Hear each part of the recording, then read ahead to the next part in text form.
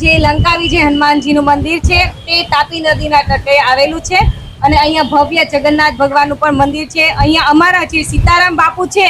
એમનો બહુ જ સત છે અને લોકો બહુ જ અહીંયા આવે છે અને નાના બાળકો કે કોઈ મોટાને કઈ ડર કે હોય તે તરત જ તમે અહીંયા આવો એટલે બાપુ ઉપરથી શ્રીફળ ઉતારે છે એટલે તરત જ એનામાં ફેર પડી જાય। દર શનિવારે તમે આવો, અહીંયા લંકા વિજય હનુમાન દાદાનું બહુ જ સાથ છે અને હું તો પૂરી શ્રદ્ધાથી મને આ દાદાને તો બહુ જ ચમત્કાર થયો છે અને અમે અહીંયા પૂજા ભક્તિ બહુ જ કરીએ છીએ અને આનંદથી અમે ગીતો ગાઈએ છીએ અને દર પૂનમે